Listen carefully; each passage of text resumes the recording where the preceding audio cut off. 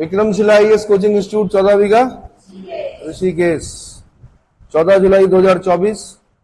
उत्तराखंड लोक सेवा आयोग 189 पदों के लिए उत्तराखंड पीसीएस प्रारंभिक परीक्षा का आयोजन कर रहा है। ठीक है, बेरोजगारों का कुंभ है, कुंभ ही समझो, अर्ध कुंभ पूर्ण कुंभ।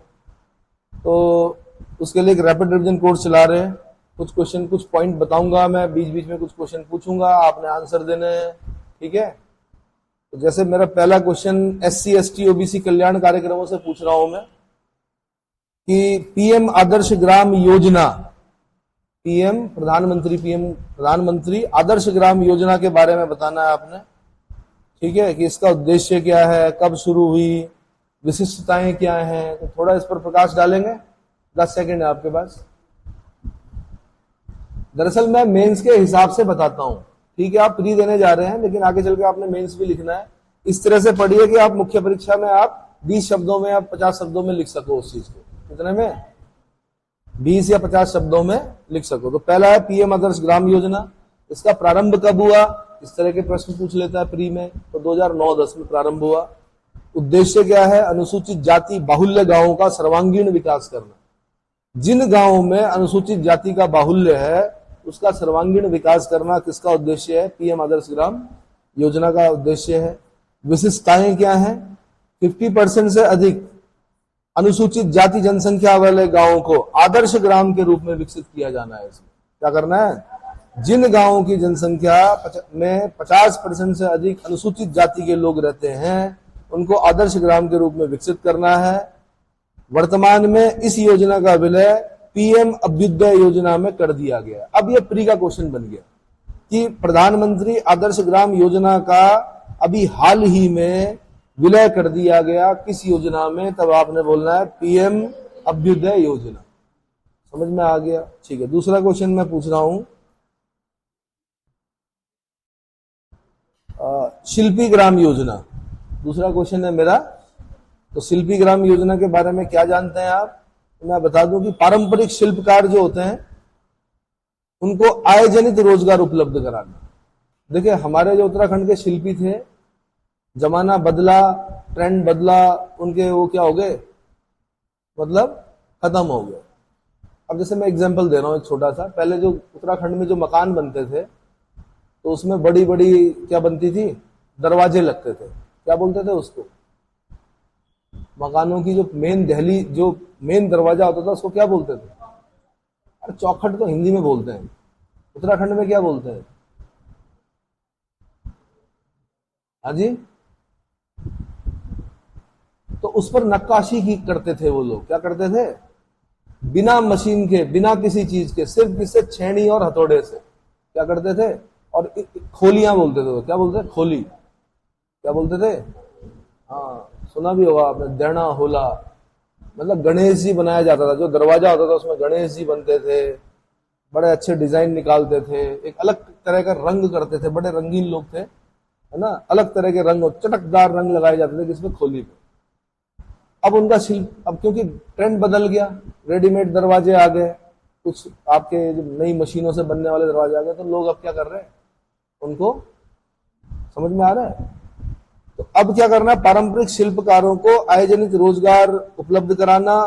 विशिष्टताएं क्या है इस योजना की? अनुसूचित जाति एवं जनजाति वाले गांवों के शिल्पकारों की पहचान करके उन्हें प्रशिक्षण देकर उनकी प्रतिभा में वृद्धि करना।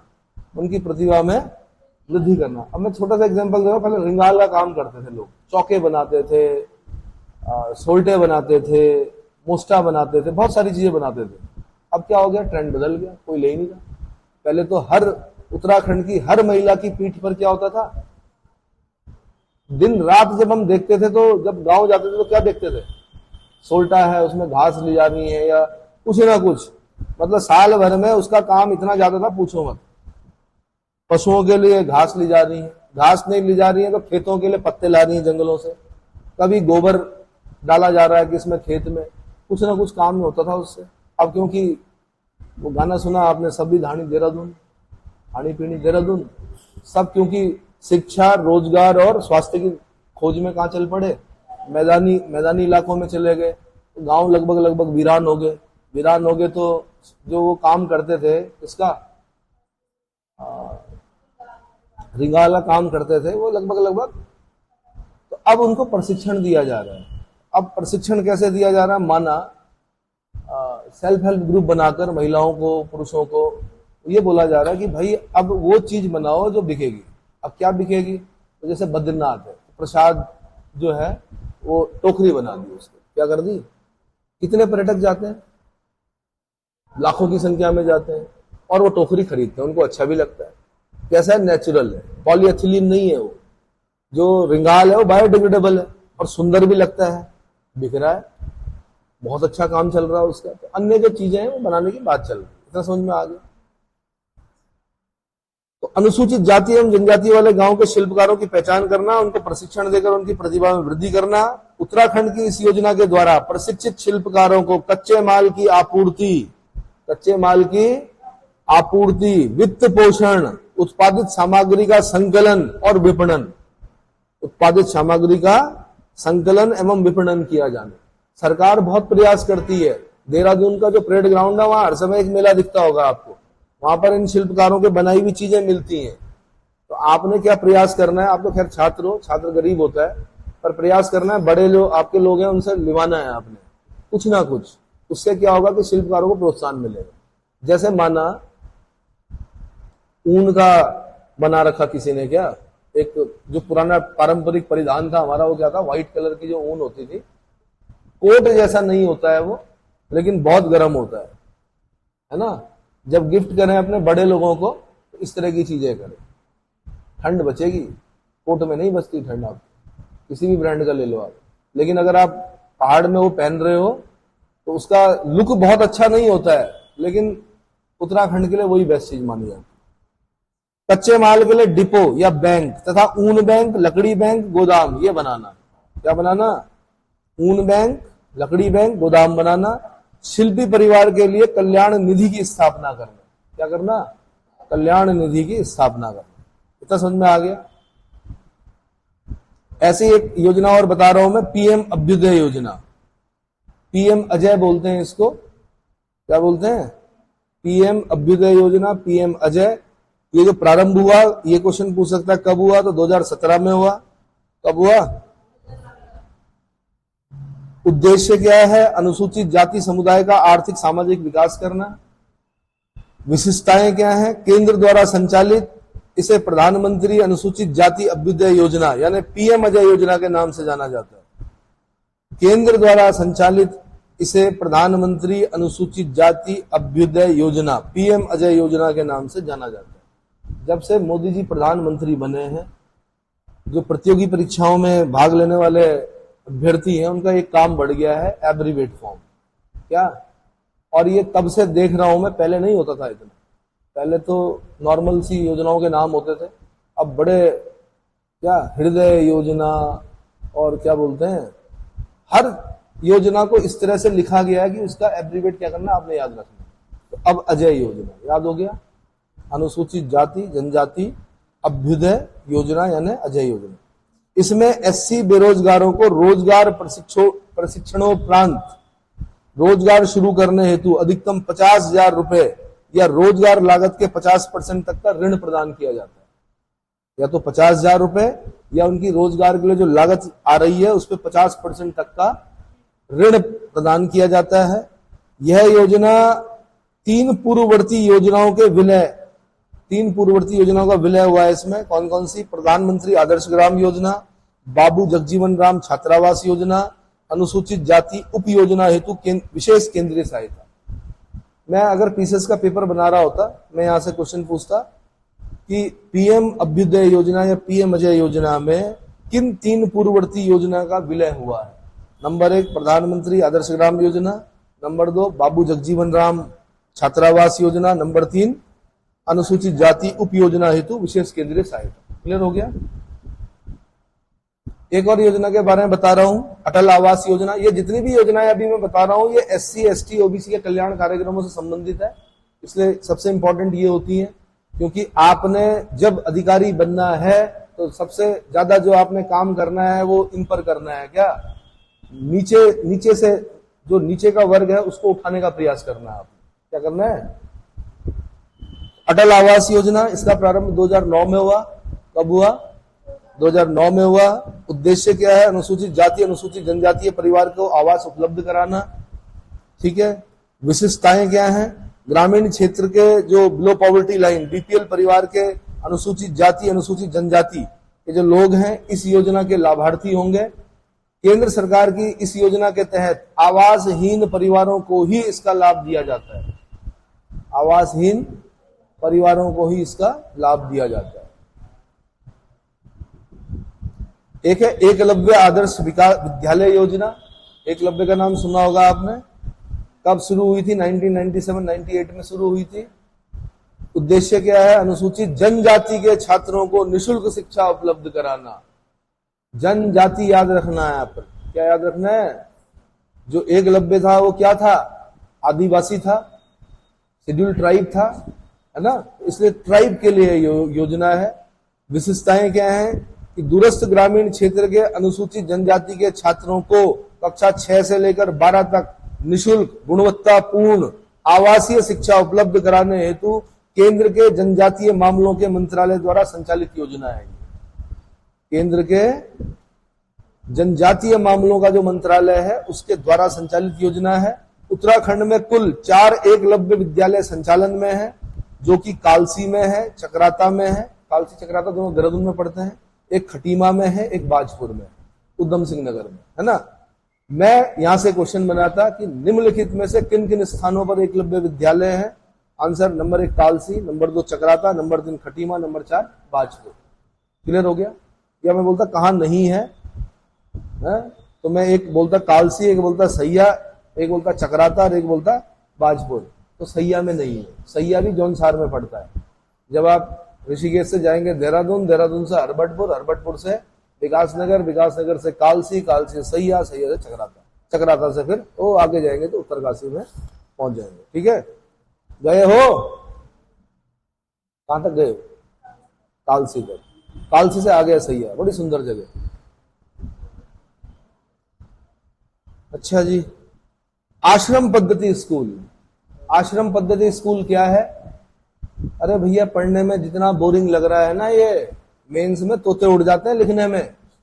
50 शब्द कितने का आता है? 4 नंबर का आता है। कितने नंबर का? तो इसको इस तरह से पढ़िए कि 4 नंबर भी तैयार हो जाएं आपके। बिल्कुल पॉजिटिविटी के साथ में प्री देने दीजिए कि हमें मेंस भी लिखना है। पर अभी हालांकि इस तरह का नहीं है, फिर भी कोई भी पॉइंट पूछा जा सकता है, इसलिए मैं पूरा पूरा बता रहा हूं ये वाली योजनाएं। आश्रम पद्धति स्कूल प्रदेश के अनुसूचित जाति अनुसूचित जनजाति के छात्रों को निःशुल्क शिक्षा उपलब्ध कराना इसका उद्देश्य है। विशिष्टताएं क्या हैं? यह मुख्य रूप से अनुसूचित जाति और जनजाति दोनों वर्गों के छात्रों को कक्षा 1 से 10, ध्यान देना, जो एकलव्य आदर्श विद्यालय था योजना थी वो 6 से 12 तक थी। जो आश्रम पद्धति स्कूल है वो 1 से 10, 1 से और फिर बस 10 के बाद क्या होगा? पर 10 तक ही बनाई इन्होंने। निःशुल्क आवासीय शिक्षा उपलब्ध कराने से संबद्ध है। कहां से? 10वीं तक पढ़ाना चाह रहे हैं खाली। उसके बाद फिर दूसरी योजना के तहत होगी पढ़ाई। समझ में आया? केंद्र सरकार की इस योजना में छात्रों को निःशुल्क शिक्षा के साथ साथ क्या मिलेगा? भोजन, वस्त्र, आवास, स्टेशनरी, दवाइयां, ये सब निःशुल्क उपलब्ध कराई जाएंगी। वर्तमान में राज्य में कुल कितने राजकीय आश्रम पद्धति विद्यालयों का संचालन किया जा रहा है? तो 16। ये पीछे से क्वेश्चन बन सकता है कि वर्तमान में कितने राजकीय आश्रम पद्धति विद्यालय संचालित हैं राज्य में? आंसर 16। कितने? 16। अगला, राजकीय जनजातीय छात्रावास योजना क्या है? तो राज्य के अनुसूचित जनजाति के दूरस्थ ग्रामीण छात्रों को ब्लॉक या जिला मुख्यालयों पर अध्ययन हेतु निःशुल्क आवासीय छात्रावास की सुविधा प्रदान की जा रही है। भाई, जो दूरस्थ ग्रामीण क्षेत्र के जो बच्चे होते हैं ना, गांव के बच्चे, उनकी पढ़ाई छूटती इसलिए है कि भाई हम पढ़ने चले तो जाएं, पढ़ाई तो फ्री है माना, लेकिन रहेंगे कैसे? खाना क्या खाएंगे? कहां से आएगा पैसा? क्योंकि माता पिता के पास उतना धन तो है नहीं। तो बोला गया कि ब्लॉक या जिला मुख्यालयों पर जो अध्ययनरत छात्र छात्राएं हैं अनुसूचित जनजाति की, उनको क्या मिलेगा? निःशुल्क आवासीय छात्रावास की सुविधा उपलब्ध कराई जाएगी। 5 छात्रावास हैं इस समय, जो कि गोपेश्वर चमोली में है, धनपौ देहरादून में है, खटीमा उधम सिंह नगर में है, धारचूला पिथौरागढ़ में है और काशीपुर उधम सिंह नगर में। ठीक है। अगला राजकीय आदर्श विद्यालय क्या है? अनुसूचित जाति के बच्चों, ध्यान देना, कौन सी योजना अनुसूचित जाति के लिए है, कौन सी अनुसूचित जनजाति के लिए है, कौन सी योजना दोनों के लिए। समझ में आ गया? अनुसूचित जाति के बच्चों को अंग्रेजी माध्यम विद्यालय के पैटर्न पर 1 से 12 तक की शिक्षा प्रदान करने के लिए हरिद्वार में राजकीय आदर्श विद्यालय का संचालन 2014-15 से किया जा रहा है। तो अब मॉडल स्कूल आदर्श, राजकीय आदर्श विद्यालय, जहां पर कि इंग्लिश मीडियम में दी जाती है शिक्षा, इनको अनुसूचित जाति के बच्चों को। क्लियर हो गया? ठीक है। और क्या कार्यक्रम है अनुसूचित जाति जनजाति ओबीसी के लिए?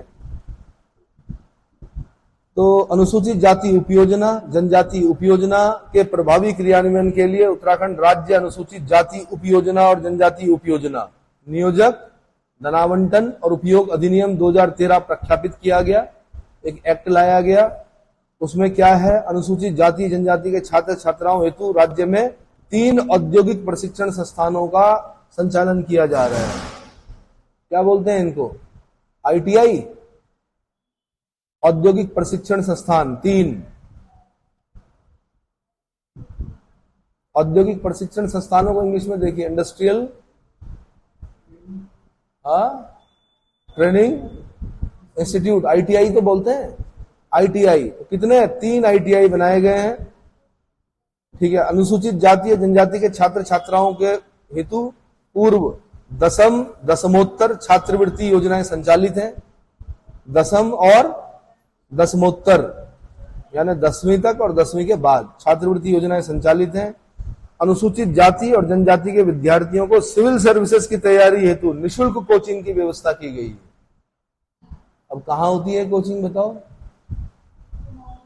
अरे देहरादून में भी होती है भाई, सो कॉल्ड, और कई सालों से हो रही है। हल्द्वानी से सबसे पहले किसी भी कोचिंग इंस्टीट्यूट को क्या करना पड़ता है? अपने आप को सोसाइटी रजिस्ट्रेशन एक्ट के तहत रजिस्टर्ड करना पड़ता है। उसके बाद 3 साल बाद वो एनजीओ बन जाता है। ठीक है। उसके बाद हल्द्वानी से 6 लाख रुपए मिलते हैं। 6 लाख रुपए में 30 बच्चों को पढ़ाना पड़ता है, SC ST, और 3-3 खेप लेते हैं कई कोचिंग इंस्टीट्यूट। कितनी? 3-3 खेप लेते हैं। आरटीआई डाली जानी चाहिए कि आज तक आपने, जब से ये योजना चल रही है, आज तक कितने लोगों को आपने आईएएस बनाया है। ठीक है। जैसे छात्रवृत्ति घोटाला निकला है ना, वैसे ही इसमें भी निकलेगा। ठीक है। चलो नहीं बनाया पूरा, खाली इतना बता दो कितने SC ST बच्चों को आपने प्री निकलवाया। आप 6-6 लाख 18-18 लाख रुपए ले रहे हो, ऐड कर रहे हो, बड़े बड़े होल्डिंग लगा रहे हो। अब आप दिखाइए हमें कितने बच्चे निकले। ठीक है। प्रश्न पूछने चाहिए। अगला, अनुसूचित जाति जनजाति की बालिकाओं के लिए छात्रावासों का निर्माण किया गया है। समझ में आ रहा है आपका? उत्तराखंड राज्य अनुसूचित जाति उपयोजना जनजाति उपयोजना नियोजन धनावंटन उपयोग अधिनियम 2013 के तहत है ये। इसके तहत एक्ट है ये, कानून। तो क्या बताया मैंने? अनुसूचित जाति जनजाति की बालिकाओं हेतु छात्रावासों का निर्माण किया गया है। ठीक है। अनुसूचित जाति व जनजाति के निर्धन परिवारों की पुत्रियों के विवाह के लिए 50,000 रुपए देने का प्रावधान है। 50,000 रुपए देने का प्रावधान। ठीक है। अनुसूचित जाति को 19%, अनुसूचित जनजाति को 4%, अन्य पिछड़ा वर्ग को 14% का आरक्षण है। महिलाओं को 30%, 20 था पहले, नरेंद्र तिवारी जी जाते जाते 30 कर गए थे, उससे पहले 20% मिलता था। ठीक है। भूतपूर्व सैनिकों को 2%, समूह ग घ में भूतपूर्व सैनिकों को 5%, दिव्यांग को 3%, वर्तमान में 4%। स्वतंत्रता संग्राम सेनानियों के आश्रितों को 2% आरक्षण की व्यवस्था है, और अब कुशल खिलाड़ी को भी शायद 4% का आरक्षण दिया जा रहा है। ठीक है। उसके लिए नया वो बना। राज्य में महिला शिक्षा में पिछड़े क्षेत्रों में कस्तूरबा गांधी आवासीय बालिका विद्यालयों की स्थापना की गई है। इन विद्यालयों में कुल सीटें SC ST की छात्राओं हेतु आरक्षित हैं। कस्तूरबा गांधी आवासीय बालिका विद्यालय की स्थापना। तो क्या इन योजनाओं के बारे में पता है? नहीं पता है, कईयों को नहीं पता है ना। अच्छा जी, अब मैं थोड़ा सा आपको बता रहा हूं, कौन सा कुछ योजनाएं बता रहा हूं मैं। महिला बाल कल्याण कार्यक्रम, दूसरा काम जो अधिकारियों को करना है वो इस पर खास ध्यान देना है। समेकित बाल विकास कार्यक्रम, ये तो पता ही है आपको कि उत्तराखंड में महिलाओं और बालकों के विकास हेतु राज्य महिला सशक्तिकरण और बाल विकास विभाग एवं केंद्र सरकार द्वारा अनेक योजनाएं कार्यक्रम संचालित है। उसमें समेकित बाल विकास कार्यक्रम सबसे पहले क्या है? यह केंद्र प्रायोजित कार्यक्रम है। आपने ये भी ध्यान देना है, राज्य की योजना है या केंद्र प्रायोजित है। मतलब जब मेंस में लिख रहे होते हैं तो पहला नंबर इसी में मिलता है कि यह एक केंद्र प्रायोजित कार्यक्रम है। क्या है? यानी केंद्र से आ रहा है उसमें पैसा, जो कि 1975 में लागू किया गया था। इसके अंतर्गत राज्य में इस समय कुल 105 बाल विकास परियोजनाएं संचालित हैं, जिसके अंतर्गत 14,947 आंगनबाड़ी और 5,120 मिनी आंगनबाड़ी केंद्र। आंगनबाड़ी समझते हो?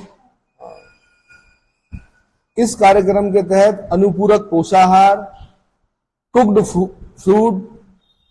फूड, टेक होम राशन, स्वास्थ्य जांच, टीकाकरण, स्वास्थ्य एवं पोषण, शिक्षा, स्कूल पूर्व शिक्षा आदि चलाई जा रही है। क्या होता है आंगनबाड़ी में?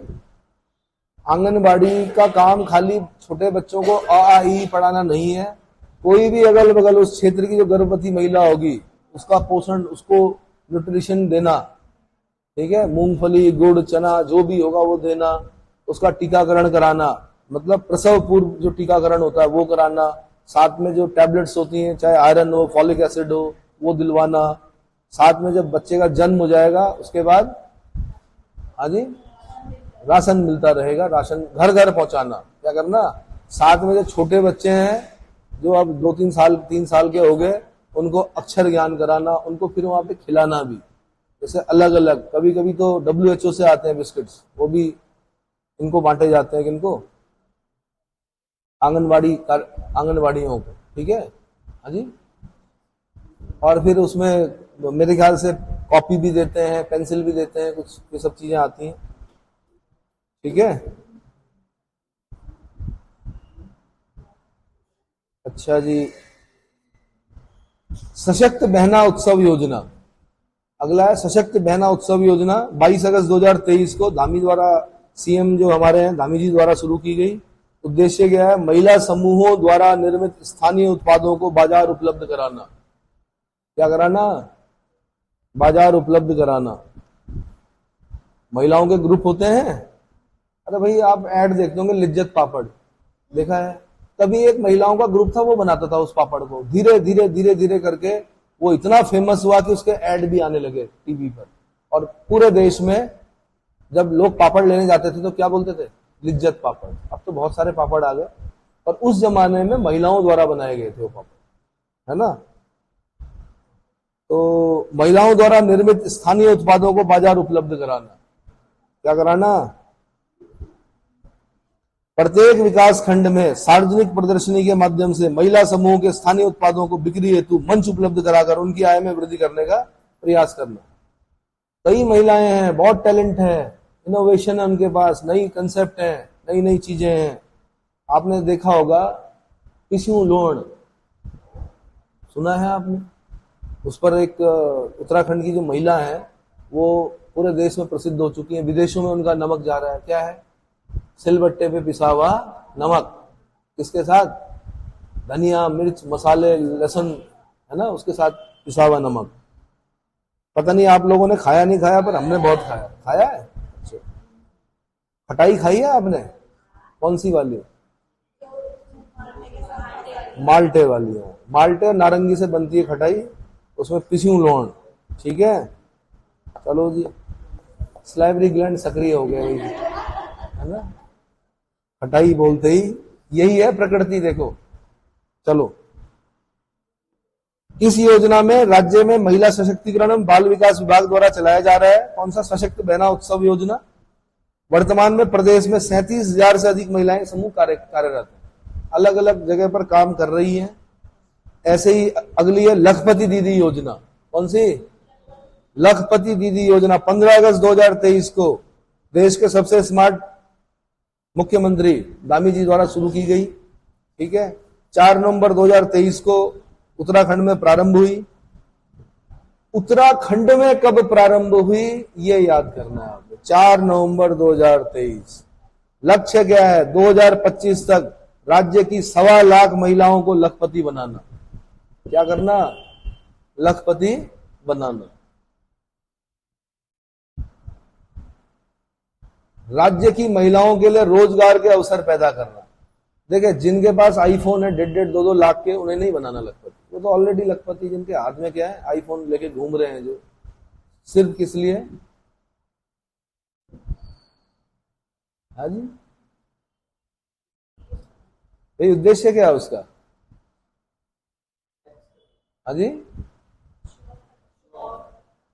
कई महिलाएं राज्य की ऐसी हैं जो लखपति अगर बन गई तो आर्थिक स्थिति सही हो जाएगी उनकी। धीरे धीरे बाकी फिर वो सुना ही आपने कि धीरे धीरे अपने आप, है ना, ऊपर की ओर जाएंगे वो, पर पहले लखपति बनाना उन्हें, क्योंकि बीपीएल परिवार की है। तो राज्य की महिलाओं के लिए रोजगार के अवसर पैदा करना, ऐसी उद्यमी महिलाओं को स्वयं सहायता समूह सेल्फ हेल्प ग्रुप से जोड़कर कौशल प्रशिक्षण देना, स्किल्ड बनाना, उनको क्या बनाना है, स्किल्ड बनाना है।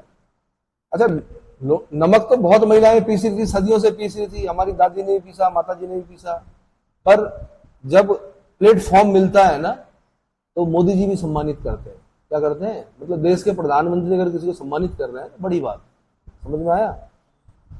ऐसी उद्यमी महिलाओं को स्वयं सहायता समूह यानी सेल्फ हेल्प ग्रुप से जोड़कर कौशल प्रशिक्षण देना, उन्हें उद्यम स्थापित करने में 1 लाख रुपए तक का ब्याज रहित ऋण उपलब्ध कराना।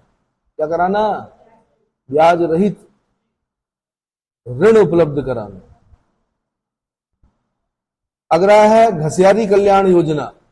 क्या है, घसियारी कल्याण, किसे बोलते हैं, घसियारी, घास काटने वाली जो महिलाएं होती है, घसियारी बोला जाता है। 25 फरवरी 2021 को शुरू हुई है। पौष्टिक पशु आहार की आपूर्ति करना इसका उद्देश्य है। पर्वतीय क्षेत्रों की जो महिलाएं हैं, पशु चारकों को 3 रुपए प्रति किलोग्राम की रियायती दर पर पशु आहार चारा किट उपलब्ध कराना। क्या कराना, 3 रुपए प्रति किलोग्राम की रियायती दर पर पशु आहार चारा किट उपलब्ध कराना। ठीक है। विशिष्टताएं, पायलट योजना के तौर पर इसकी शुरुआत राज्य के 4 जनपदों में की गई थी, अल्मोड़ा, रुद्रप्रयाग, पौड़ी गढ़वाल और चंपावत में। क्वेश्चन बन चुका है पहले, कहां पर, अल्मोड़ा, रुद्रप्रयाग, पौड़ी और चंपावत में। वर्तमान में राज्य की 11 पर्वतीय जिलों में चलाई जा रही है। सरकार के सहकारिता विभाग के द्वारा इस योजना को क्रियान्वयन किया जा रहा है। निम्नलिखित में से घसियारी कल्याण योजना के संबंध में कौन सा कथन सत्य नहीं है या कौन कौन से कथन सत्य हैं, ऐसे ही क्वेश्चन बनाया जाएगा। अगर मुझे बनाने के लिए दिया जाता पेपर तो मैं 4 ऑप्शन देता। 25 फरवरी 2021 को प्रारंभ की गई। इसका उद्देश्य पौष्टिक पशु आहार की आपूर्ति करना है। 3 रुपए प्रति किलोग्राम की रियायती दर पर पशु आहार या चारा किट उपलब्ध कराया जाता है। ठीक है। सहकारी विभाग द्वारा इस योजना का क्रियान्वयन किया जा रहा है। आंसर चारों सही। अगला है नारी सशक्तिकरण योजना। नारी सशक्तिकरण योजना प्रारंभ कब हुआ, 2021 में। उद्देश्य क्या है, राज्य की महिलाओं को आर्थिक सशक्तिकरण एवं स्वावलंबन देना, बनाना, स्वावलंबन। विशेषताएं क्या है, आग्रही महिलाओं को अधिकतम 5 लाख रुपए तक का ब्याज रहित ऋण उपलब्ध कराया जाता है। महिला उद्यमियों को उद्यम स्थापित करने में प्रोजेक्ट का 30% अथवा अधिकतम 1 लाख रुपए की सब्सिडी दी जाती है। कितने की, 1 लाख रुपए की सब्सिडी दी जाती है। इस योजना को नोडल एजेंसी ग्रामीण विकास विभाग, इस योजना का जो नोडल एजेंसी है वो कौन है, ग्रामीण विकास विभाग है। फिर दोबारा अगर क्वेश्चन बनेगा, निम्नलिखित में कौन सा कथन सत्य है, कौन सा कथन असत्य है। 30% या 1 लाख रुपए की सब्सिडी, क्या चाहिए भाई। अब ये मैंने कहा ना, जो संभ्रांत है उनकी समझ में नहीं आएगी। ये गांव में है, कोई महिला है, गरीब महिला है, ठीक है, अब आर्थिक सशक्त बनाना है, उसको स्वावलंबित बनाना है, स्वावलंबी लंबन लाना है, तो क्या करना पड़ेगा। तो माना वो महिला चाहती है कि मुझे एक आटा चक्की खोलनी है, अब उस पर खर्चा आ रहा कितना कितना आता होगा आटा चक्की पे? 2-3 लाख रुपए कि ज्यादा? गांव में इतना ही आता है, ठीक है। तो उसको 5 लाख रुपए तक का ब्याज रहित ऋण, ब्याज नहीं पड़ेगा, 1 लाख रुपए की सब्सिडी या 30% की सब्सिडी, ठीक है। महालक्ष्मी कल्याण योजना, इनको ढंग से पढ़ना है, 2 नंबर मिलेंगे यहां से। कितने? 2 क्वेश्चन कम से कम मुझे लगता है आने चाहिए यहां से, अगर पेपर बनाने वालों को पेपर बनाना आ गया तो। दरअसल पेपर उसको कहा जाता है कि हर एक पहलू को छुआ जाए, जो सिलेबस आपने दिया है उसको, सिलेबस को पकड़ कर क्या किया जाए। मतलब ऐसा ना हो कि एक ही जगह से 5 क्वेश्चन दे दिए, एक जगह से 1 क्वेश्चन ज्यादा इंपॉर्टेंट है, 2 क्वेश्चन, है ना। हम लोगों ने ऐसा भी देखा कभी कि संगम से ही पूछ ले 3-4 क्वेश्चन। अरे भैया और भी थे इतिहास में, क्या टॉपिक और भी थे, आपने एक ही जगह से पूछ लिया। महालक्ष्मी कल्याण योजना प्रारंभ कब हुआ? 17 जुलाई 2021 को हुआ। उद्देश्य क्या है? नवजात शिशु और उसकी मां को पौष्टिक आहार की आपूर्ति करना, है ना। वैसे तो उत्तराखंड में पौष्टिक आहार की कमी नहीं है, क्या नहीं है? पौष्टिक आहार की कमी नहीं है। हमारे यहाँ तो कंडाली भी खाओगे तो वो भी पौष्टिक आहार है। पुराने जमाने में बोलते थे, गरीब लोग खाते थे कि कंडाली समझते हो? बिच्छू घास, काफली बनती थी उसकी, गरीब लोग खाते थे जिनके यहाँ अन्न नहीं होता था। क्या खा रहे जी आज? काफली खा रहे हैं। क्या खा रहे हैं जी आज? क्या बना हुआ? जानबूझ के पूछते थे गांव वाले, क्या बना है? काफली बनी है। आज पता चल रहा कि कंडाली की जो काफली होती है, एक तो कैंसर नहीं होगा, दूसरा बहुत सारी बीमारियां नहीं होंगी, तीसरा बहुत ही पौष्टिक होती है कंडाली, ठीक है। लेंगड़े हैं, च्यूं हैं, और क्या क्या है भाई, गुच्छी है, सबसे महंगी सब्जी है गुच्छी इस समय। क्या है? पहचान होनी चाहिए बस। तो खेत में अगर नहीं भी उग रहा है तो इतना है कि पूछो मत, नहीं। और बर्तन भी लोहे के थे, लोहे की कढ़ाई पे बनते थे, आयरन टैबलेट खाने की भी जरूरत नहीं पड़ी। गेहूं नहीं हुआ तो मंडवा खाया, कोदा खाया।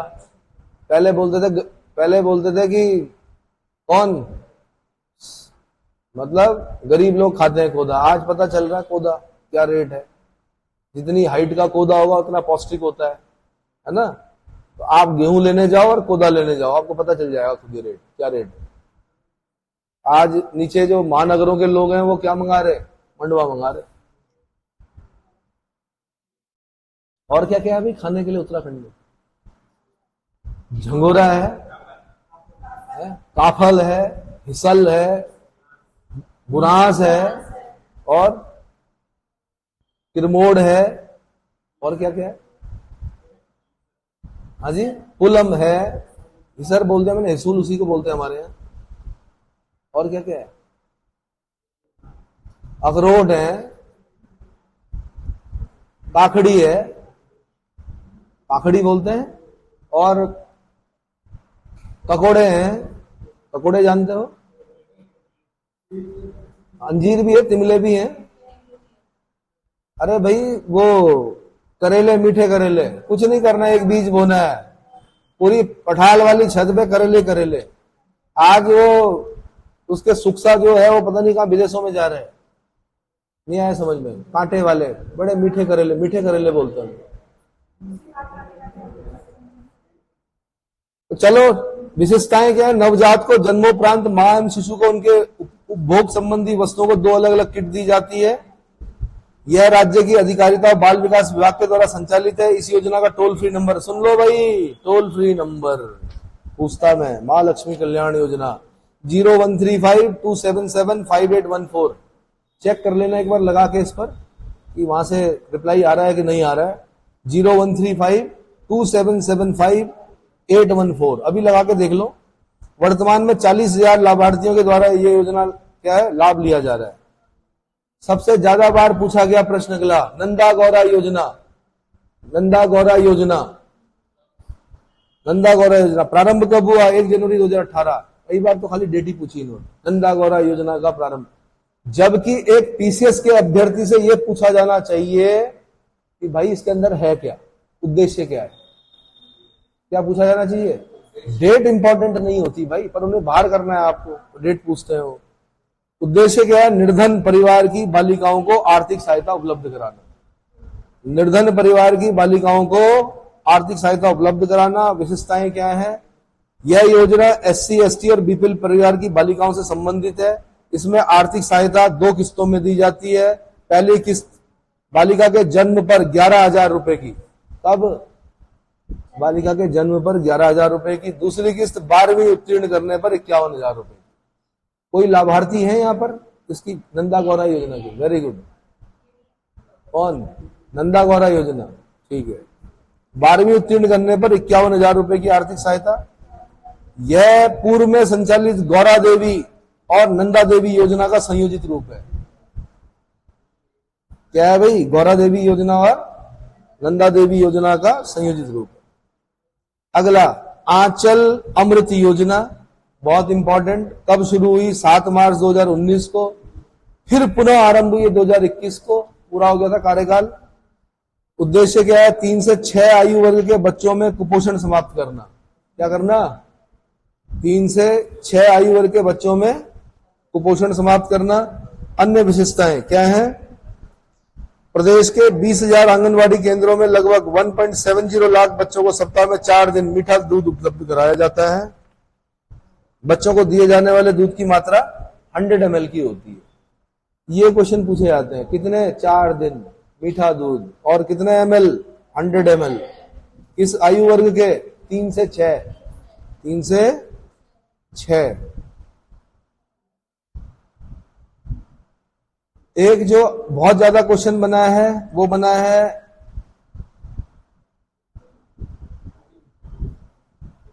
PM मातृ वंदना योजना। उससे पहले मैं बता दूं वैष्णवी सुरक्षा योजना।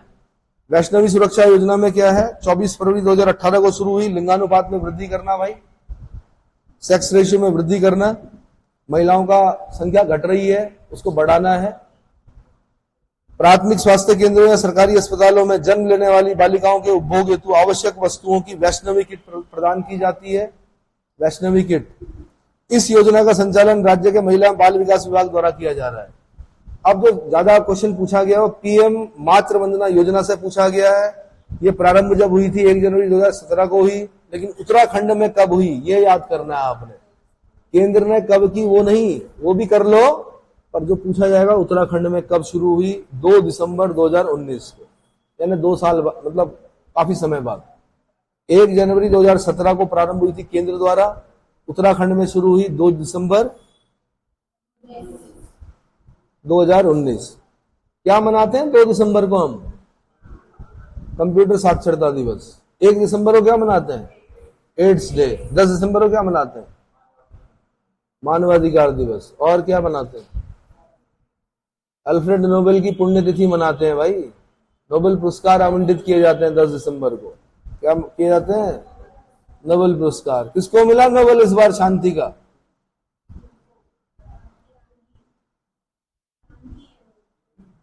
किसको मिला नोबेल शांति पुरस्कार? हाँ, तो नरगिस मोहम्मदी को। कहां की हैं? ईरान की हैं। किसको मिला लिटरेचर में? जॉन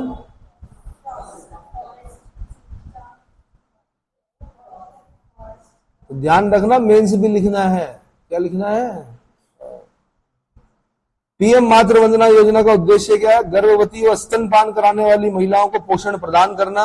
विशेषताएं क्या है? इस योजना का लाभार्थी पहली बार मां बनने वाली महिला और शिशु होता है। जो पहली बार मां बनेगी और जो पहला शिशु होगा, इसके तहत लाभार्थी को 2 किस्तों में कुल 5,000 रुपए की आर्थिक सहायता प्रदान की जाती है। यह योजना 2017 से पूर्व इंदिरा गांधी मातृत्व सहयोग योजना के नाम से जानी जाती थी। दूसरे बच्चे के जन्म पर यदि जन्मा बच्चा बालिका हो तो 6,000 रुपए इस योजना के तहत प्रदान किए जाते हैं।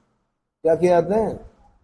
6,000 रुपए इस योजना के तहत प्रदान किए जाते हैं। पहली बार में 5,000 रुपए, दूसरी बार में 6,000 रुपए।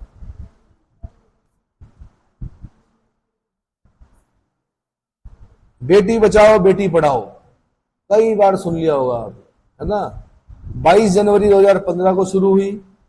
PM द्वारा पानीपत हरियाणा से शुरू की गई। कहां से?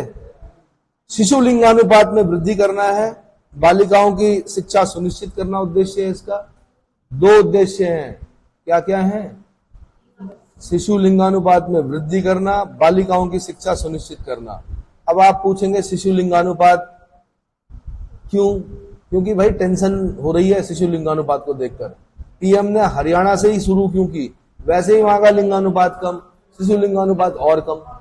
तो भाई समझ जाओ अभी भी, वरना क्या होगा, दिक्कतें हो जाएंगी। जब सेक्स रेशियो गड़बड़ाता है किसी राज्य का तो फिर क्या है, समस्याएं उत्पन्न होती हैं। तो शिशु लिंगानुपात में वृद्धि करना पहला उद्देश्य, बालिकाओं की शिक्षा सुनिश्चित करना दूसरा उद्देश्य।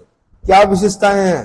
केंद्र सरकार द्वारा प्रायोजित इस योजना को 3 मंत्रालयों, केंद्रीय मंत्रालय देखते हैं। मैं यहां से क्वेश्चन बनाता, कहां से, कौन कौन से? नंबर 1 महिला बाल विकास, नंबर 2 स्वास्थ्य एवं परिवार कल्याण, नंबर 3 मानव संसाधन विकास, शिक्षा मंत्रालय जिसको बोलते हैं, ह्यूमन रिसोर्सेज वाला जो था, है ना। तो ये 3 मंत्रालय देखते हैं। यहां से मैं क्वेश्चन बनाता पीसीएस के लिए कि बेटी बचाओ बेटी पढ़ाओ योजना को जो केंद्र द्वारा प्रायोजित है उसको कौन से 3 केंद्रीय मंत्रालय देखते हैं? उत्तराखंड में इस योजना के प्रारंभिक चरण में नैनीताल, चमोली, चंपावत, पिथौरागढ़ में शुरू की गई। 8 मार्च 2018 से प्रदेश के सभी 13 जिलों में लागू हो गई है बेटी बचाओ बेटी पढ़ाओ। क्लियर हो गया? तो ठीक है, सरकार कर रही है, लेकिन आप लोगों को भी पढ़ना है। क्या करना है? पढ़ना है।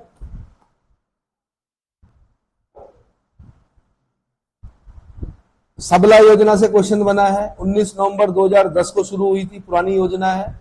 1 अप्रैल 2011 को गठन हुआ। उद्देश्य क्या था? किशोरियों को सुपोषण एवं उन्हें सशक्त बनाना। विशेषताएं क्या थी सबला योजना की? यह योजना पूर्व में संचालित किशोरी शक्ति योजना का स्थान पर चलाई गई। तो क्वेश्चन पूछेगा सबला योजना का पुराना नाम, जो जिस योजना को चलाया जा रहा था जिस नाम से, उसका नाम क्या था? किशोरी शक्ति योजना का ही नया नाम क्या? सबला योजना। क्या नाम है? फिर अगर मैं क्वेश्चन बनाता पेपर के लिए तो मैं पूछता कि सबला योजना किस आयु वर्ग की किशोरियों के लिए है? 11 से 18। 11 से, वर्तमान में इस योजना का विस्तार राज्य के समस्त जिलों में।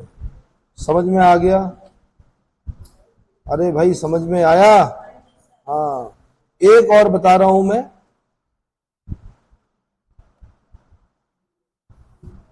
राष्ट्रीय पोषण मिशन, राष्ट्रीय पोषण मिशन ये कब शुरू हुआ? 8 मार्च 2018 को हुआ।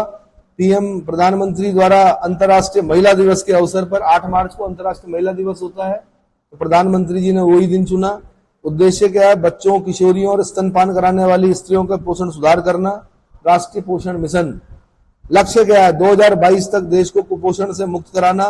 वर्तमान में योजना जारी है क्योंकि कुपोषण से मुक्त नहीं हुआ है, माल न्यूट्रिशन बोलते हैं कुपोषण को। विशिष्ट तथ्य क्या है? इस मिशन को नीति आयोग के द्वारा तैयार किया गया, national institution for transforming India द्वारा तैयार किया गया। 25 मई 2018 को इस मिशन का नाम बदलकर पोषण अभियान कर दिया गया है। मैं यहां से क्वेश्चन करता हूं, क्या राष्ट्रीय पोषण मिशन का नाम बदलकर क्या किया गया? पोषण अभियान। 0 से 6 आयु वर्ग के बच्चों में बौनापन, अल्प पोषण, जन्म के समय कम वजन आदि को 2% की दर से तथा स्तनपान कराने वाली महिलाओं व किशोरियों में एनीमिया, खून की कमी को 3% वार्षिक दर में कमी लाने का प्रयास करना।